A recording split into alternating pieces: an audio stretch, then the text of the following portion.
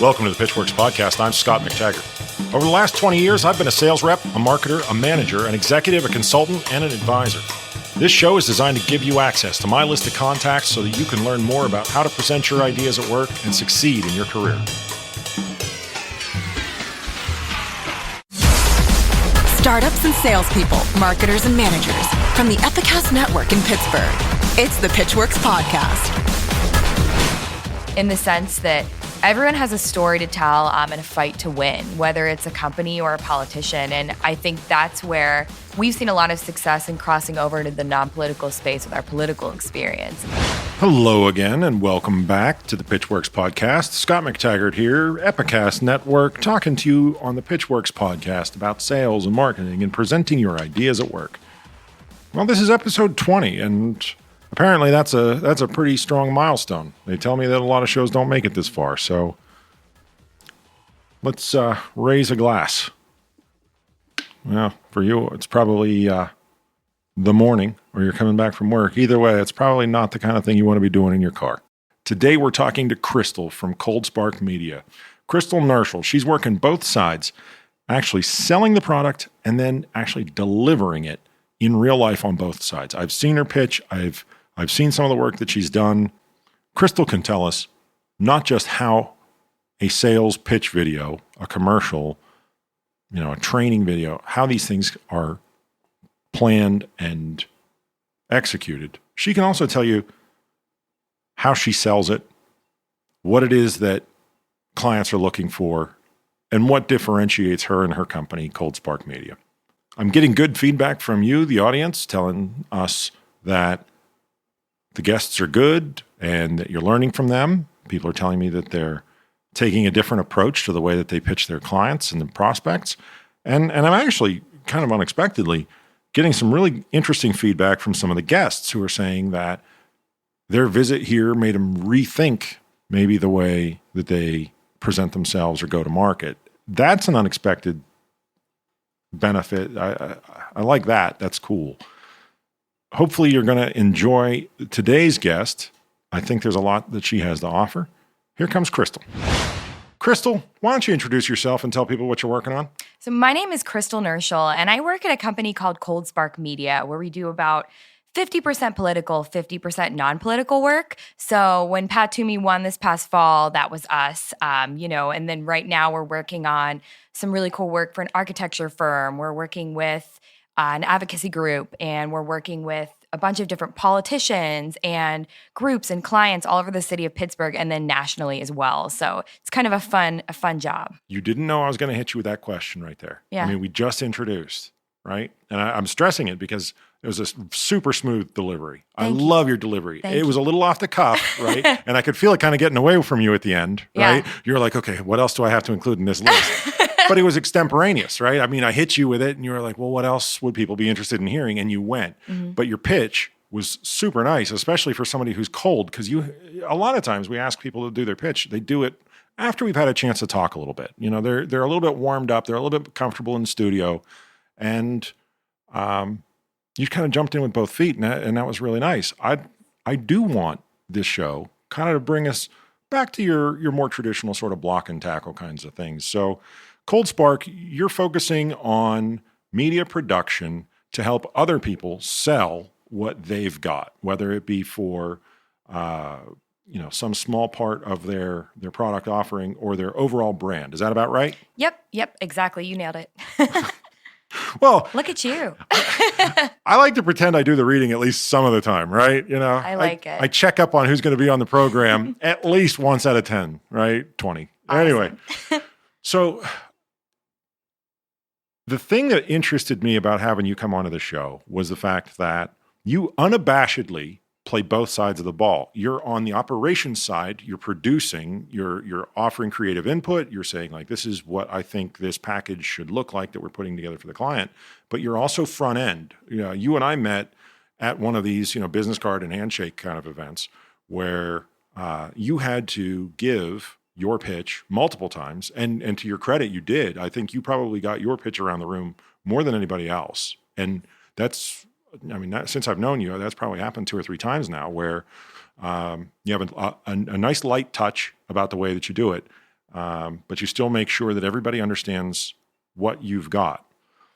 My first question is, when you're talking to a client, I think the presupposition is that it's a more mature customer because they diversify their media spend.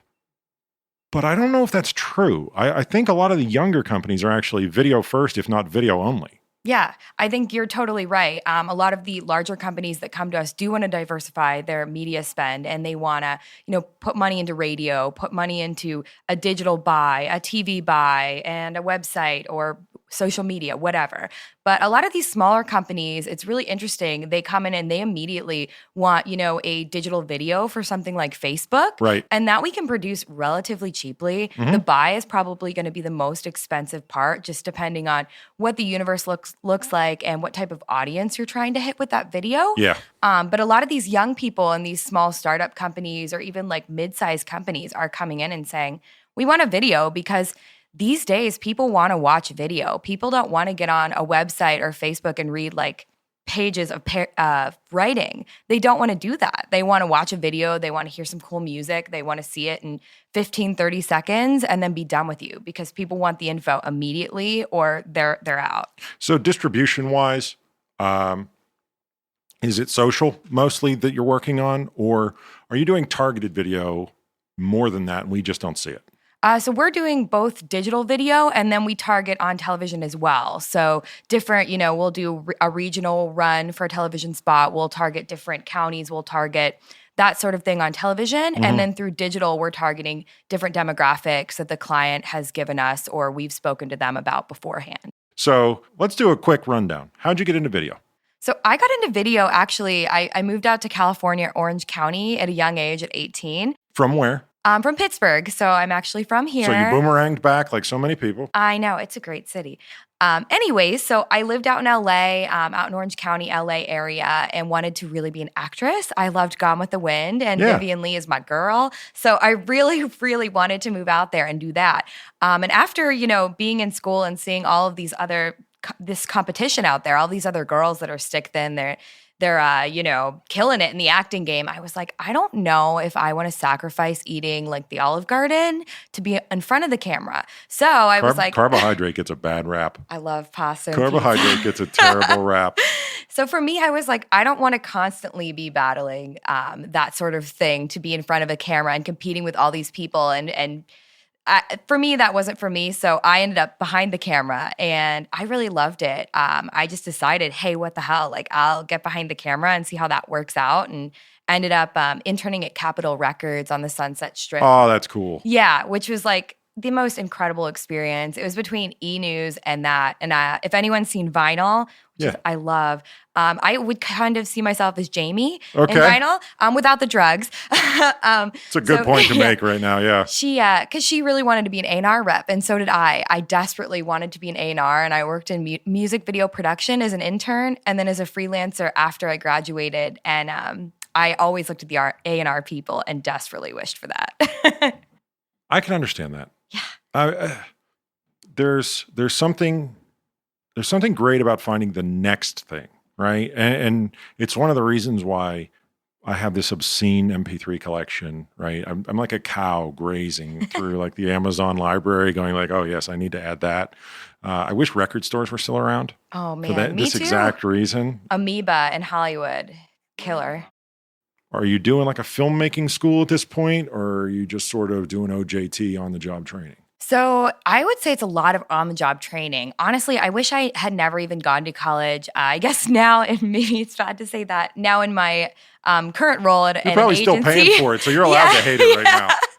You can love it once it's paid off. It's like the things you learn when you're a PA, when you're on set. Like for me, I automatically knew probably within a month that I wanted to be the producer because I wanted to be the most powerful person on set. I wanted to be the one that everyone had to listen to, and I wasn't going to take no for an answer. But you have to start as like this tiny peon PA. Yes. Essentially just following the producer around and being like, hey, do you want coffee? Can I spritz you down with some water? Like, do you need a warm towel? Like, let me like break this cookie into tiny pieces for you. That sort of stuff. I guarantee you there's a real story on that one. Oh, yeah. That was too specific not to be a real thing.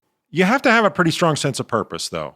behind the camera. You have to know what story you're trying to tell. Oh, yeah. Does that help you now as you try to pitch the service? Yeah. So, a lot of times clients will come to us at Cold Spark and they'll say, we want to do a video to promote this rally that we have coming up. Yeah. And so for us, the first thing we really want to think about is, well, where are we going to put this? So say we want to put it on TV. We want to do a really cool TV spot to promote this rally and get people to come. Right. And the second thing we're thinking is, well, what is the purpose of this? Like, what is this supposed to do? Where are we trying to go, and why is this investment worthwhile? Yes? Exactly. Yeah. So, for me, then I start to think, well, great, like what can we do? Let's write a script. Who can we involve? Is there anyone that we should be having read this script, or should it just be actors? So you're starting to think about the creative, and then you're really able to, once you nailed on a script, really think about, well, where are we going to shoot this? Like, are we going to, when this is in the edit, is it going to be just one continuous take, or are we going to do different angles, like a punch in, whatever? So you have the opportunity to kind of think about that beforehand and then, plan for that when you're on set. When people do it themselves, they obviously follow a different path. And they're probably making a lot of the same mistakes you made when you first went behind the camera, right? What mistakes were those? They don't come in humble. Right. I think that is the one largest mistake you can make when you're starting out, because there's so much to learn, and there's different cameras and audio equipment and lighting and, just all sorts of different things that go into it. Yeah. I think you really need to be incredibly organized. I think a lot of people just go at it very willy-nilly. Mm-hmm. And they're like, well, we'll shoot at this library. And then you have to think, well, we need permission. Who do we need to get permission from? How does that work? Do we have a stock document we can hand them? No, we don't. So what should it say now that we're typing it up? I don't know. I'll look for it on Google, right? Yeah. It's like you want to make sure you're releasing all your talent. You want to make sure that the location is okay with you being there during a certain time, and that that's in their schedule and your schedule, and you're planning for that time frame, and you need to get it done. Say you need to get it done in 2 hours. Like, you need to be efficient, because Right. A lot of, especially younger directors, they want to shoot forever and ever and ever, which is great. They do great work, but it's If you control the light. Yeah. And if you control some of the other things that change throughout the day, I can see that working. Yeah. I meet a lot of marketing people who they know that video is hot right now. Mm-hmm. Video is particularly, preferred on mobile devices. If you send me War and Peace on my phone, I'm not going to read it. I'm going to put something on that screen, though, throughout the day. So there's some video consumption that just comes from the fact that mobile is one of the main screens. Someone comes into the marketing department and says, put us on video. Well, what's the budget? Should be the next question. Yes. Right? Yes, exactly. How many times do you think they actually ask, okay, boss, what's my budget for it? I'm betting it's less than 10%. Yeah, not often. I found a lot of friends of mine that are in companies' internal marketing departments often get asked that question. And the boss is like, well, you can just film it on your iPhone. And it's like, you're putting this video out there, and if the production quality of it is bad, it reflects poorly upon your company. I see so many, not to call anyone out, by name, but like car company commercials that come across the TV, and the production quality is so bad, and it reflects poorly upon them because it's, maybe they cut corners here and there, and they, went for somebody that was really cheap, or they had a nephew who's in school and him and his friends shot it or whatever. But it doesn't look good at all. And compared to what other companies are putting out, I mean, there's a mark that you want to at least come near. I mean, you want to be in that middle ground at the very least. I would say, and we had the same conversation when we launched the show. One of the reasons that Buzzy and Nick and I all worked together well on the show was the fact that I came to the realization that the quality of the audio was going to be the thing that people talked about before they talked about the quality of the content. Because when I listen to something, if it's difficult, like go back to your example, if it's a lo-fi car commercial, even if it's local, I notice, and it's the only thing I remember, ABC Motors has that cheap-looking commercial, is how I'm going to describe it when I mention it to my friends. Oh, God, I hate this commercial, Krystle. Oh, really, Scott? Why? will just look at it. Yeah. It doesn't really touch on anything. Now, it'd be one thing if, when they came on, they were able to overcome that somehow, but there's only so many ways to overcome low production quality. And I would figure one of them is to make fun of the fact. Yeah. And that card's kind of been played. It's tough and it's been done and it's sort of, I don't know. I don't particularly like that. I don't like it either. I need something to look beautiful before I'm going to pay attention to it, or even just look good or great. I'll take. Yeah. For instance, during the Super Bowl, like the It's a 10 ad was just incredibly well shot, just great ad. And whether you were watching the images or listening to the words, it was a great ad, well written, well shot. I mean, just beautiful. And you can't really argue that. And maybe some folks didn't remember it, but I remembered it because of that. Yeah. So. Well, and you know how hard it is to make something of equal quality. Yeah. So when you were doing your initial introduction, you said 50% of them were political clients and then 50% were everybody else. Mm-hmm. I want to take the political first. How does that become a specialty for Cold Spark? So Mark and Mike, our partners, actually have this incredible background in politics. So Mike was kind of the fundraising guy, the press guy, the guy that was out and about making sure that, people like Mike Turzai or Tim Murphy were being seen and being heard and in a great way. And he's done a really great job with those guys. Right. And then Mark actually ran when he was early 20s, he ran for office. So he got bit by the bug early. Yeah. And I remember he's told me that some of his mailers, the negative mailers against him, were saying that the first house that Mark Harris has ever owned was a tree house, or the only house Mark Harris has ever owned was a tree house. Talking about how young he was and that he couldn't possibly pay property taxes because, he's a kid. Like, how could he own a house? So yeah, he did that, and then, there's only so many legal forms of discrimination left. Exactly. And so he ended up being the campaign manager for Pat Toomey, and so that is his big client. And so when they came together, it was like this perfect marriage between these two guys who both have a political background in different ways. Right. And so that is really where the political side of Cold Spark is, between Mark and Mike. And then we have Nahama Solovicek. I hope I'm saying her last name right. She lives in D.C., and so she has a lot of clients as well in the political space and ended up working with Mark on the Toomey campaign, and that's how she came to us. Got it. That explains a lot. Yeah. Because it's hard to do. When people are trying to sell to political campaigns, it's double Dutch. It's really hard to get the rhythm and know when to jump in. Years ago, I helped a political startup, and the only thing that we were able to really throw at that was just constant pressure. Like, we were constantly trying to get in the door is the only way, because knowing when changes by the campaign. You need to be, if I'm correct, already in their Rolodex, and that's a tough challenge right there. Yeah.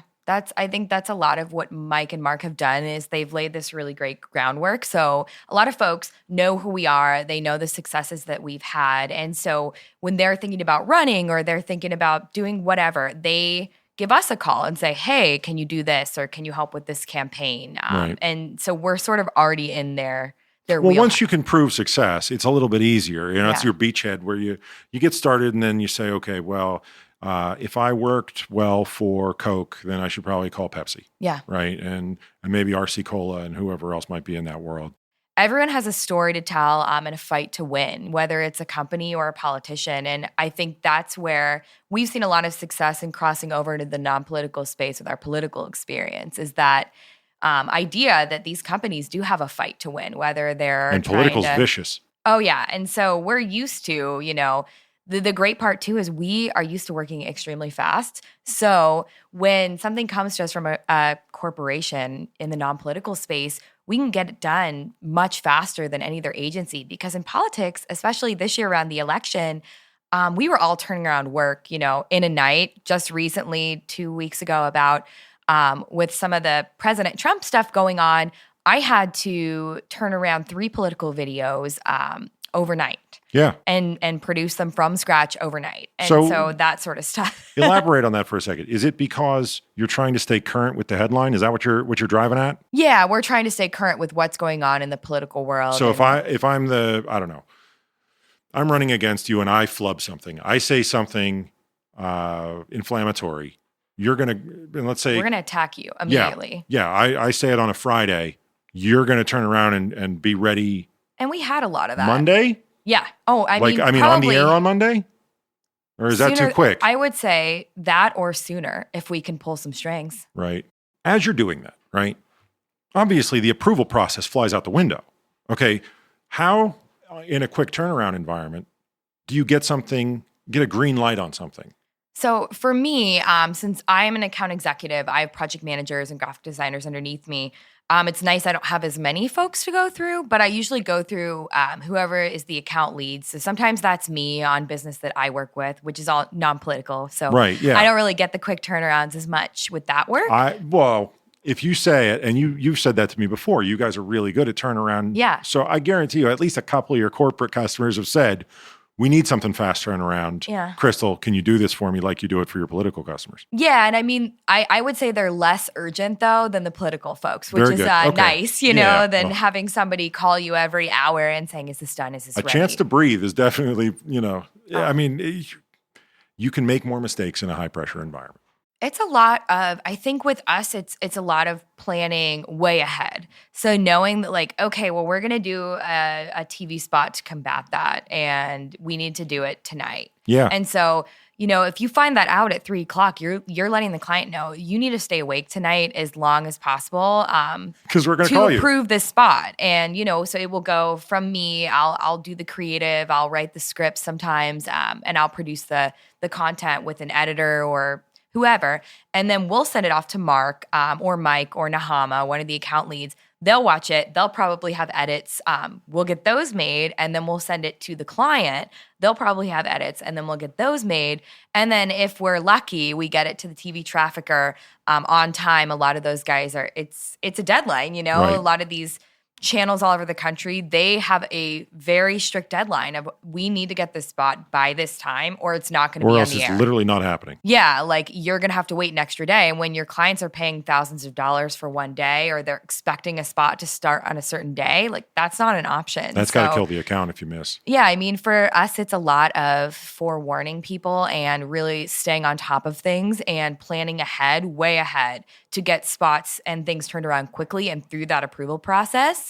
And then also knowing like some of our clients that we've worked with for years or done a lot of work for, knowing, what they like, what they don't like, and being able to say, hey, if you do fall asleep, is it okay if I ring you if I or approve this? It? Yeah, because I know what you like and I know what your sense is. Yeah, I can imagine it does get a little tense, a little heated sometimes at the last minute. So what is it people are looking for in that pitch? What do people want out of their video production, media production partner? I think they really want somebody that's going to understand their business and make their lives easier. What I always like to do for my clients as best that I can is make their lives easier. So if they want a video, I want to, be able to tell them, great, you can tell me you want a video. You can tell me what you want it to be about, where it's going to air, that sort of, just a couple details. And I can start working on a script or ask you a couple questions in return, get the answers I need, work on a script. Once you approve that, which will just take some of your time to read it, I can get into production. I can work with the editor. I can choose, colors, fonts, the way it looks. I can kind of work with all of that, send it to you. If you like it, great. If you don't, we'll switch it up. And so I like to really let people know that I want to make their lives easier. I think with video, a lot of these internal marketing folks especially don't want to sit there and have to babysit an editor and let them know how the edit should look or really think about it and write a script. They often don't have time, they're understaffed, or they just don't want to do it. And with Cold Spark, we really like being an extension of people's marketing departments and letting them know hey, we're here to help you guys with whatever you need. Hiring somebody would be expensive. Yeah. And that's just one person. Mm-hmm. So you're talking about high five figures for somebody who really knows what they're doing. And that's just one person. Yeah. So that's, shoot it, edit it, get the sound right, get the I'm assuming you're doing storyboards, those kinds of things. And that's not necessarily something that everybody's comfortable with. So you're bringing a team on an ad hoc basis. Now, one thing you didn't say, and I'm kind of curious to see whether or not this is accurate. you didn't say anything about they want to hear who else you've worked for, right? Or like I would think name dropping is a big part of it. So I tend to feel out the person before I name drop because good idea. As everyone has seen in the current political climate, being a Republican is not always very well received. Yeah. Especially working for Republicans. You never know. If you manufactured machine guns, both sides would buy from you, right? Yeah, If it was an exactly. actual war. I wish I manufactured machine guns. Be cool. If it was like anything else, people are used to sort of like it's an arms race in that, in a less literal sense. So it makes me wonder whether or not they sort of buy you. They buy the artistic aspects of it, and they're wondering whether or not there's a Republican artist and a Democrat artist, and I don't know. I mean, you've run into it. I have never talked to anybody about this. Yeah, I mean, I do think a lot of the times people do buy me. They buy the past work that I've done, a lot of the content that I've come up with. Like for me, music videos, since I came from music early on, are my biggest inspiration. So, I mean, whether I'm doing a commercial for a guy running for Congress in Kentucky with him and like some chickens, or I'm doing a spot for this architecture firm that I just signed. Yeah. For me, the first thing I always do, and it might sound kind of funny, is watch a ton of music videos and just look at the way they're shot and the different techniques that are used and see what might work for my video and what inspires me that I can use in the video that I'm creating. A lot of times I bring people in and they talk about, like how great things are going. And I love that bit. I love, like showing people that these successes are possible, but it's true. We do need to probably also talk about frustration. Like, I mean, you've had failures. We've all had failures. Do you have any that you can share with us, like things that frustrated you or when you were coming out of the gate in this, let's talk about a Cold Spark, like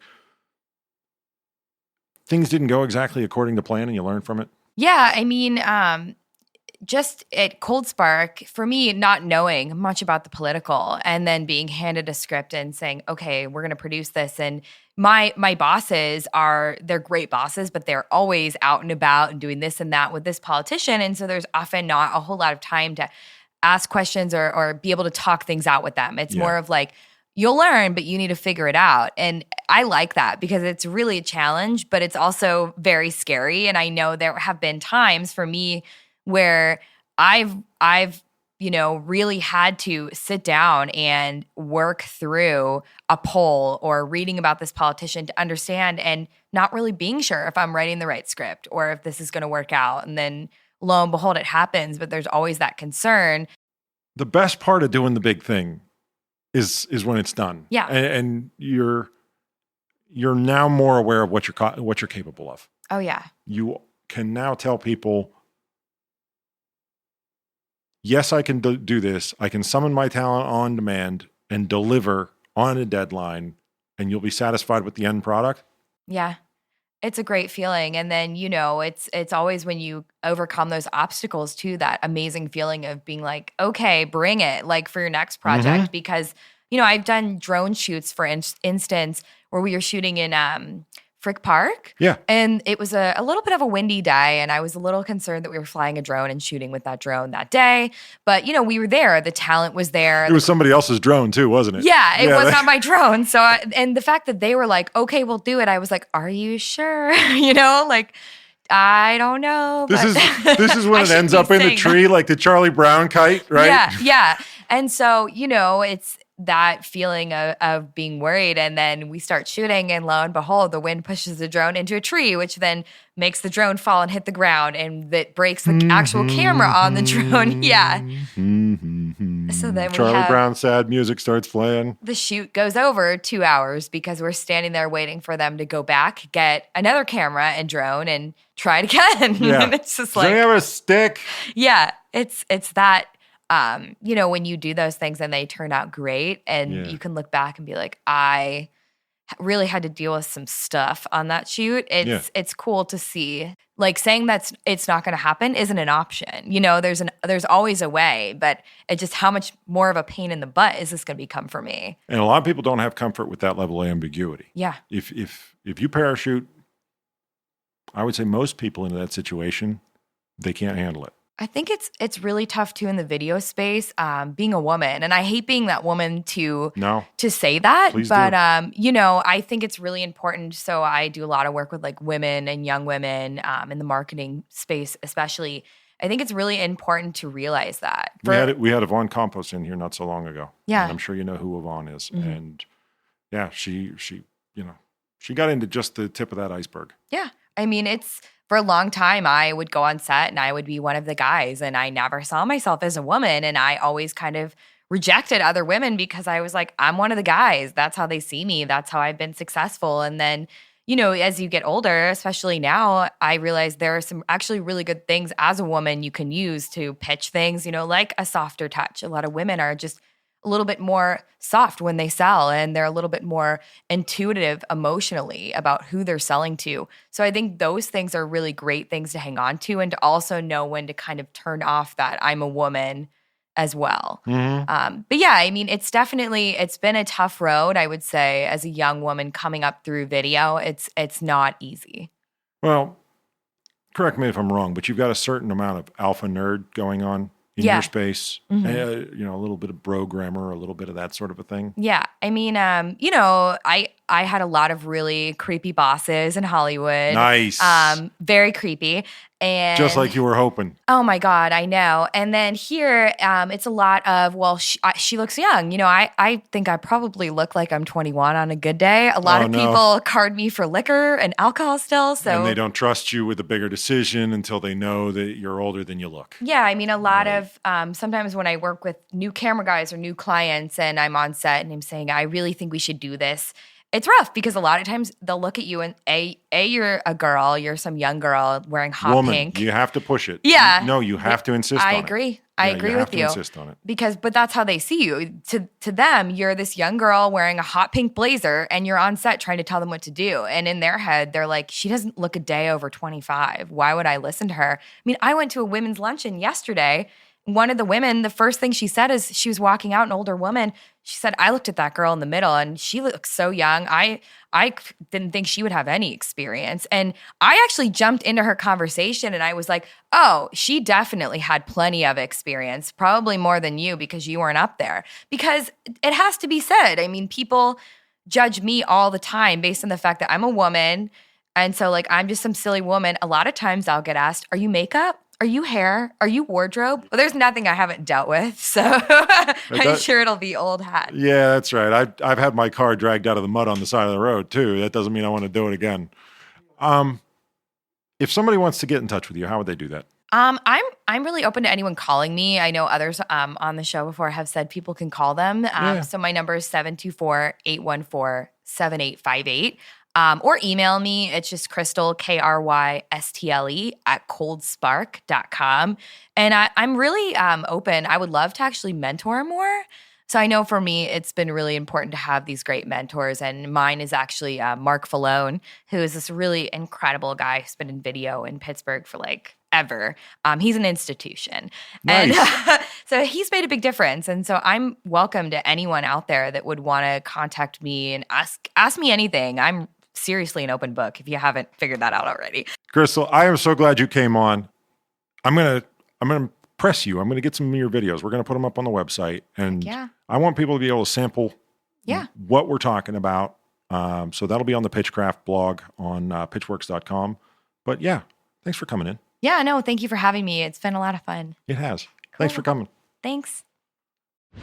Let me just thank you for sticking around for 20 episodes of the Pitchwerks podcast. We're going to keep on going, but it's nice to just savor the flavor of being 20 episodes in. As always, don't forget to rate and review us. iTunes, Google Play, wherever you find us. I would really appreciate your feedback. Don't forget, if you need anything, we can always be found on social media, PITCHWERKS, at any of your usual social destinations. The Pitchwerks Podcast comes to you from Pittsburgh, Pennsylvania. a production of the Epicast Network and McTaggart, LLC. Engineering and production by Buzzy Torek and Nick Miller. For more information, show feedback, and ad sales, visit pitchwerks.com. pitchwerks.com. On social media, find and follow the show on Twitter, LinkedIn, Facebook, and Instagram using that same brand name, Pitchwerks.